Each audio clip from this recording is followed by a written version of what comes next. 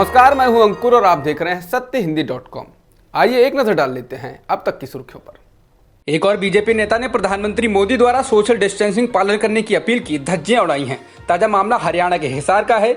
यहां हांसी से भाजपा के विधायक विनोद भयाना गौशाला का उद्घाटन करने पहुंच गए। इस दौरान उनके साथ बड़ी संख्या में पार्टी कार्यकर्ता और गौरक्षक दिखाई दिए। देखते ही देखते उनके पास और लोगों की भीड़ भी जुटी दिखाई दी।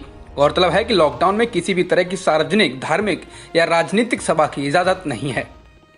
कर्नाटक के बेंगलुरु में आज कांग्रेस नेताओं ने जमकर सोशल डिस्टेंसिंग की धज्जियां उड़ाई। राजीव गांधी की पुण्यतिथि पर श्रद्धांजलि देने के दौरान आज कांग्रेस नेता दिनेश गुंडू राव और डीके शिवकुमार समेत नेता जुटे। इस दौरान उनके साथ काफी संख्या में लोग दिखे जो सोशल डिस्टेंसिंग के नियमों को पालन करते हुए नहीं दिखाई दिए। आरबीआई के पूर्व गवर्नर रघुराम राजन ने एक बार फिर अर्थव्यवस्था को लेकर चेताया है।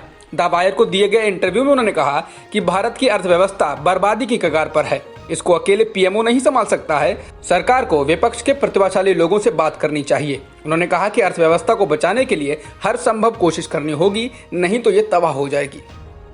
कर्नाटक में कांग्रेस अध्यक्ष सोनिया गांधी के खिलाफ एफआईआर दर्ज कराई गई है। एफआईआर में आरोप लगाया गया है कि कांग्रेस के आधिकारिक ट्विटर हैंडल से पीएम केयर्स फंड को लेकर अफवाह फैलाने वाले और जनता को गुमराह करने वाले कुछ ट्वीट किए गए हैं। इस मामले में कर्नाटक के शिवामोगा के सागर इलाके के एडवोकेट केवी प्रवीण ने शिकायत दर्ज कराई है। पश्चिम बंगाल के मुख्यमंत्री ने कहा कि राज्य में अम्पन तूफान से 72 लोगों की जान गई है और करीब 1 लाख करोड़ रुपए का नुकसान हुआ है। उन्होंने कहा, सर्वनाश हो गया। कोरोना वायरस से ज्यादा नुकसान इस तूफान से हुआ है। प्रधानमंत्री को खुद यहां आकर जायजा लेना चाहिए। वहीं पीएम मोदी ने ट्वीट कर कहा कि ओडिशा और पश्चिम बंगाल में आए संकट के इस वक्त में सारा देश राज्य के लोगों के साथ खड़ा है। केंद्रीय विमानन मंत्री हरदीप सिंह पुरी ने नागर उड्डयन सेक्टर को खोलने और घरेलू उड़ान शुरू करने के बारे में विस्तार से जानकारी देते हुए कहा, ये काम धीरे धीरे और कई चरणों में किया जाएगा। इसके लिए पूरे देश के विमानन क्षेत्र को 7 रूटों में बांट दिया गया है। इसके साथ ही सरकार ने हर रूट के लिए न्यूनतम और अधिकतम भाड़ा तय कर दिया है। पुरी ने कहा कि 25 मई से घरेलू विमान सेवा शुरू होने जा रही है। पहला चरण अगस्त तक जारी रहेगा।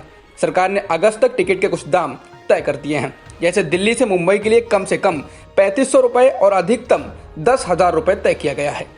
केंद्रीय मंत्री हरदीप पुरी ने कहा कि यात्रियों को अपने फोन पर आरोग्य सेतु ऐप रखना होगा। हालांकि बच्चों को छूट दी गई है, लेकिन यदि किसी के पास ये सुविधा नहीं है तो उसे एक स्वघोषणा पत्र देना होगा, जिसके बाद वो यात्रा कर सकेगा। महाराष्ट्र की राजधानी मुंबई के कांदीवाली इलाके में हजारों की संख्या में मजदूर इकट्ठा हो गए। बताया गया कि सभी मजदूर उत्तर प्रदेश जाने के लिए जमा हुए थे। पुलिस ने सभी को कॉल कर बुलाया था। बाद में ट्रेन रद्द होने के बाद कई मजदूरों को वापस भेज दिया गया। भारत में लगातार दूसरे दिन कोरोना के 5600 से ज्यादा मामले सामने आए हैं। स्वास्थ्य मंत्रालय की वेबसाइट के अनुसार भारत में बीते 24 घंटे में 5609 नए मामले सामने आए हैं और 132 लोगों की जान गई है, जिससे देश में कुल संक्रमितों की संख्या 1,12,359 हो गई है, जिनमें से 45,299 लोग ठीक भी हो चुके हैं और मरने वालों का आंकड़ा 3,435 हो गया है। वहीं एक्टिव मामले 63,624 हैं। देश के सबसे ज्यादा प्रभावित राज्य महाराष्ट्र में 39,297 संक्रमण के मामले हो गए हैं, जबकि 1,390 लोगों की मौत हो चुकी है। इसके अलावा 10,318 लोग ठीक भी हो चुके हैं। दूसरे स्थान पर तमिलनाडु है, जहां संक्रमितों की संख्या 13,191 हो गई है, जबकि 87 लोगों की जान जा चुकी है। इसके अलावा अभी तक 5,882 लोग ठीक भी हो चुके हैं। गुजरात में 12,537 संक्रमण के मामले हो गए हैं, जबकि 749 लोगों की मौत हो चुकी है। इसके अलावा दिल्ली में 11,088 लोग संक्रमित हो गए हैं, जबकि 176 लोगों की जान जा चुकी है। 1 जून से शुरू होने वाली ट्रेन की बुकिंग आज सुबह 10 बजे से शुरू हुई, लेकिन कुछ देर बाद ही वेबसाइट पर रिग्रेट का ऑप्शन आने लगा। वहीं रेलवे मंत्रालय का कहना है कि पिछले कुछ घंटों में ही 4 लाख लोगों ने टिकट बुकिंग करा ली है। इसके अलावा रेल मंत्री पीयूष गोयल का कहना है कि देश भर में लगभग 1.7 लाख आम सेवा केंद्रों पर टिकट की बुकिंग कल शुरू होगी और अगले 2-3 दिनों में विभिन्न स्टेशनों के काउंटरों पर भी बुकिंग फिर से शुरू होगी। छत्तीसगढ़ के मुख्यमंत्री भूपेश बघेल ने आज राजीव गांधी किसान न्याय योजना को लॉन्च किया। इसको पूर्व प्रधानमंत्री राजीव गांधी की पुण्यतिथि के दिन लॉन्च किया गया है। इस योजना का उद्देश्य किसानों के हाथों में नकदी प्रदान करना है। इसके तहत राज्य के 19 लाख किसानों को 5700 करोड़ रुपए की राशि 4 किश्तों में सीधे उनके खातों में हस्तांतरित की जाएगी। दुनिया भर में कोरोना संक्रमितों की कुल संख्या 50,16,000 से ज्यादा हो गई है, जबकि इस वायरस के कारण 3,28,000 से ज्यादा लोगों की मौत हो चुकी है। इसके अलावा 20 लाख से ज्यादा लोग ठीक भी हो चुके हैं।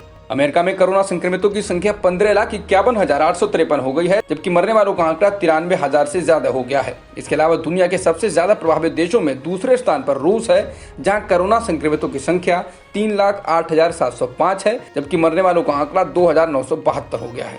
ब्राजील में कोरोना वायरस से संक्रमितों की संख्या 2,91,579 हो गई है, जबकि मरने वालों का आंकड़ा 18,859 है। इसके अलावा ब्रिटेन में भी संक्रमितों की संख्या 2.5 लाख को छूने वाली है और संक्रमितों की संख्या 2,49,619 हो गई है, जबकि मरने वालों का आंकड़ा 35,786 है। स्पेन में कोरोना वायरस से संक्रमित लोगों का आंकड़ा 2,32,555 है, जबकि मरने वालों की संख्या 27,888 है। इसके अलावा इटली में संक्रमितों की संख्या 2,27,364 है और मरने वालों के मामले में दुनिया के तीसरे स्थान का देश है। यहाँ मरने वालों का आंकड़ा 32,330 है। अब तक की खबरों में इतना ही। बाकी खबरों के लिए बने रहिए सत्यहिंदी.com के साथ।